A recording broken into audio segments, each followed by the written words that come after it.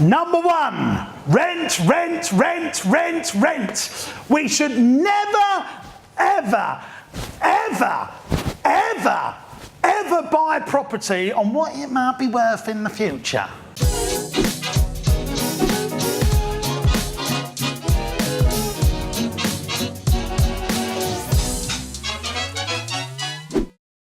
So again, welcome back to the big show, James Sinclair. I've just been back from Spain as well, haven't I, Chubbers? Yeah, I spent a few days in our little home in Spain out there with Nats, that's the significant other to the James Sinclair. Had a great time out there. We're off to Portugal tomorrow because I'm speaking in Portugal, so that's not work. But look, we're getting ready for Halloween here at the farm. Ooh. I just thought I'd do that little sound effect there, Chubbs, so you didn't have to put it in. That's what I'm like. See, I save you time. And we're about to go into the big black barn, which is behind. Back on me, Chubbs, don't give it too much kudos. I'm going to be teaching a room full of entrepreneurs and business owners about how you can mix property into your business and why I think it's a really good wealth pension plan for business owners, especially if you've got a lifestyle boutique business, which is very different to someone building a monster like I've got. And sometimes you see entrepreneurs and they've got a lifestyle business, they don't really employ anyone, and they need to be thinking about, well, what's going to happen when I get old? What's going to happen? Because everyone's living a lot longer, and I think property is the big answer to that, and how you can build high yielding property portfolios that sit alongside the business so that when you're ready to exit, you've used some of your fast pounds, your income into property, and that'll be fabulous. And you're going to be learning some of that in the big show. Come on.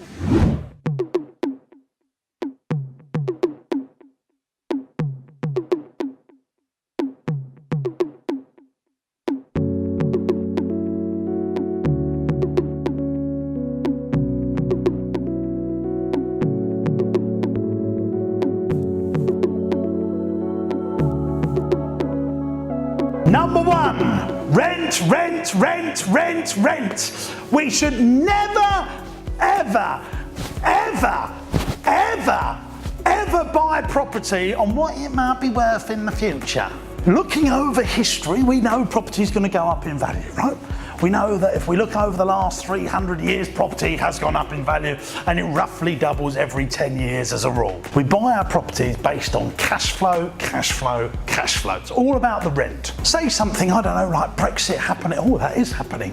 Or we do have a downturn, which will happen again. It's not going to happen again. It will happen again. You don't care. You just hold the properties. You don't care what they're worth because we're all on the rent. Please, if there's one thing that you don't forget today, is we do not buy property on what we think it might be worth in the future. We buy property on the rental value first and foremost. It's all about the rent. When I was 18, I bought my first house in Brentwood.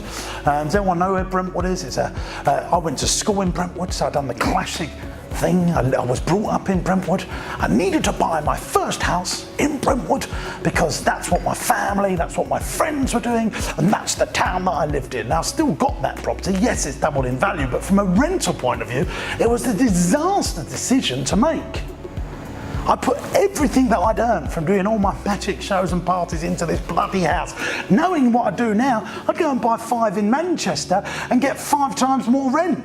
But I didn't know that back then, so my first decision was I'll buy this in Brentwood because in 10 years' time it's going to double in value, which it did, but I never really thought about the rent. I just had this thing, I'll get a tenant in there and they'll pay my mortgage. I don't want anyone thinking like that. So my first error in property was buying on capital appreciation. I've learned as time's gone on to look at rent over capital appreciation. Imagine this, guys, who would set up a business saying, oh, this is going to be worth X in the future, but I don't care what it makes until 20 years' time. You know, it's all about paying the bills of the business, cash flowing the bills, making some profit, and the same should be for property. Okay.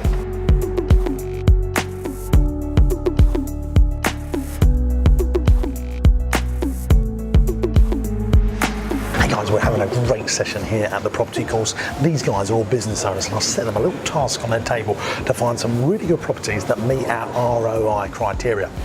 That basically is the foundations of building a really good property portfolio.